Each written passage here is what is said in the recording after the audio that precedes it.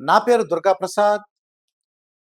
ఒక అతను పెళ్లి చేసుకోవాలనుకుని ఒక పేపర్‌లో ప్రకటన ఇచ్చాడండి.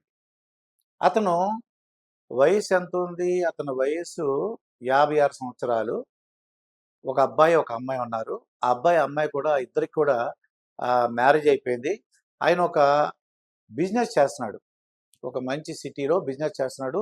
నెలక ఒక 3,00,000 నుంచి 5,00,000 వరకు నెలకి ఇన్‌కమ్ ఉంది. ఆ ఉద్దేశంతో ఆయన ఒక పేపర్ ప్రకటన ఇచ్చాడు. నేను చదువుకోలేదు కానీ, ఇలా బిజినెస్ చేస్తున్నాను. నాకు ఒక 5,00,000, 3,00,000 ఇన్‌కమ్ ఉంది పర్ మంత్. ఒక నాకు తోడు కావాలి. నాకొక ఎవరైనా నా వయసుకి సరిపడా వాళ్ళు కావాలని చెప్పేసి, మళ్ళీ అతను ఏం చేశాడు, తన వయసు 56 సంవత్సరాలైతే, 40 సంవత్సరాల లోపు ఏ బాధరా బందీ లేని వాళ్ళు కావాలి అని చెప్పారు. అనగానే ఇది పేపర్‌లో ప్రకటన ఇచ్చేసాడది. అది చూసి అతను డబ్బులు పోగొట్టుకున్నాడు. ఎలా పోగొట్టుకున్నాడు? ఏంటో మనం ఇక ఈ వీడియోలో చెప్తాం. ఏం చేశాడు ఇతను పేపర్‌లో ప్రకటించాడు. చాలామంది ఏం చేశారంటే మధ్యవర్తులు ఎవరో ఫోన్ చేశారు. ఏవండీ మీకు 40 ఏళ్ల లోపు అన్నారు కదా! మాకు తెలిసిన వాళ్ళు ఉన్నారు. నలుగైదుగురు ఉన్నారు. ఆ నలుగురు, ఐదుగురు కూడా వాళ్ళు చాలా అందంగా ఉంటారు. వాళ్ళు నలుగురు కూడా ఏంటంటే భర్త పోయారని ఒకళ్ళు, విడాకులైందని ఒకళ్ళకి, పిల్లలెవరు లేరు. ఏ బాధరా బందీ లేదు. మిమ్మల్ని బాగా చూసుకుంటదని చెప్పి చాలా అందమైన ఫోటోలు పెట్టారంట. అలా నలుగురిలో ఆ వ్యక్తి నాకొచ్చి కనిపించాడు. అది మోసపోయిన తర్వాత నాకు కనిపించిన విషయం, నాకు చెప్పిన విషయం అనమాట ఇది. తను ఎలా మోసపోయాడు? తనకి 56 వయసు 56. అతను నష్టపోయింది 56,000. ఎలా 56,000 నష్టపోయాడనేది చెప్తున్నాం మనం.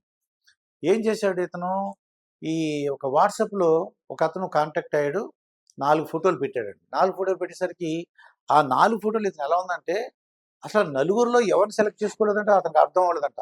అంత అందంగా ఉన్నారు. చక్కగా 40 వయసు, ఒక 35-40 వయసు ఉంటది. ఇతని వయసు 56. ఇతనికి చాలా ఆనందం కలిగింది. నలుగురిని ఎవరు సెలెక్ట్ చేసుకుందాం అని చెప్పేసి ఒక ఒక ఆవిడని సెలెక్ట్ చేశాడు.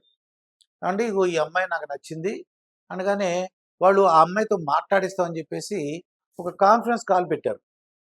కాన్ఫరెన్స్ కాల్ పెట్టి ఆవిడ అతన్ని ఈయన్ని, ఆ అమ్మాయి కలిపి ఈయన మధ్యవర్తి మాట్లాడాడు.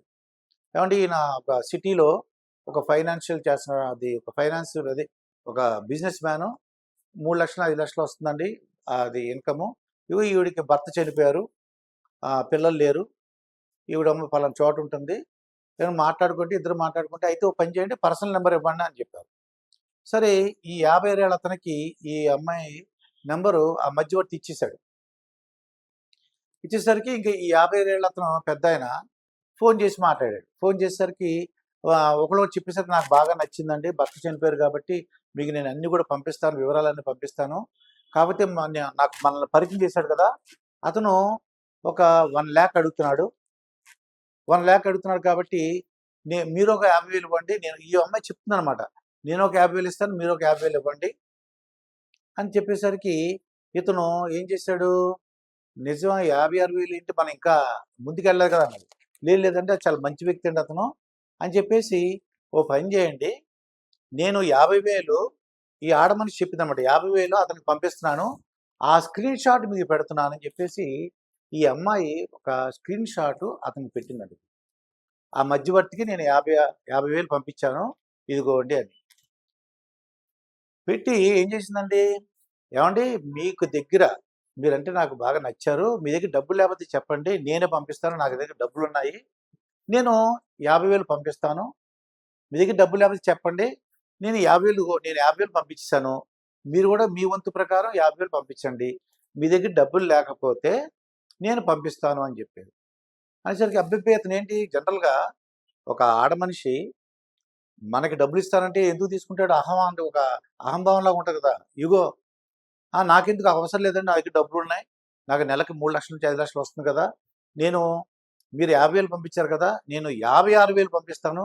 నా లక్కీ నంబరు నాకు 2 అంటే 55 + 6 ఎంతండి? 11.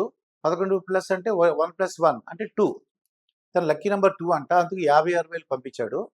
పంపించేసి ఆ స్క్రీన్ షాట్ మీకు పెడుతున్నాను. అతనికి కూడా పెడుతున్నాను అని చెప్పేసి ఇతను గొప్పకి ఏం చేశాడు 56,000 పంపించేసాడు మధ్యవర్తికి. మధ్యవర్తి పంపించేశాడు.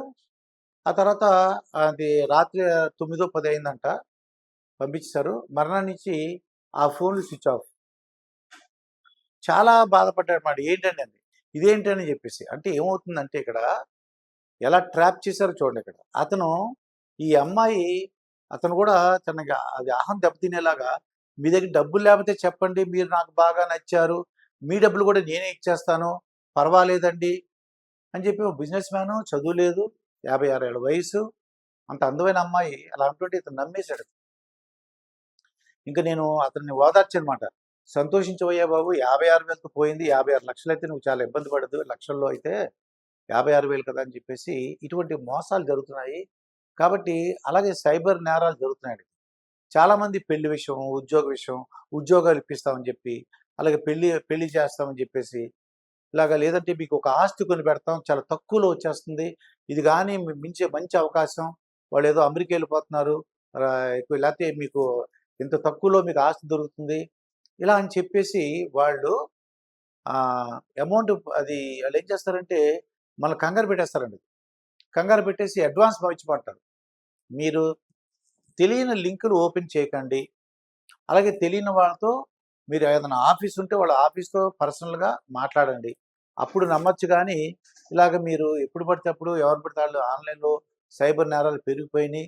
పెద్ద పెద్ద పోలీస్ ఆఫీసర్లు వాళ్ళు మోసపోయిన వాళ్ళ భార్య, పెద్ద పెద్ద పోలీస్ ఆఫీసరు, ఆయనే డీఐజీ ర్యాంక్‌లో అతను మోసపోయాడు. అలాగే వైఫ్ గూడా మోసపోయినట్టు తెలిసిందండి ఇది. ఏదేమైనా ఈ సైబర్ నేరాలు జరుగుతున్నాయి కాబట్టి పెళ్లి విషయాలు, ఉద్యోగాల విషయాలు, అలాగే ఆస్తి విషయంలో తక్కువ వస్తున్నాయంటే మీరు అర్థం చేసుకోండి. మీకు లోన్‌లు ఇప్పిస్తామని చెప్పేసి అది కూడా అంటుంటారు. ఇటువంటివి నమ్మద్దు. మీరు మీ జాగ్రత్తలో మీరు ఉండవలసిందిగా కోరుతున్నాను. మరొక వీడియోతో మీ ముందుంటాను. మీ మాస్టర్ దుర్గాప్రసాద్.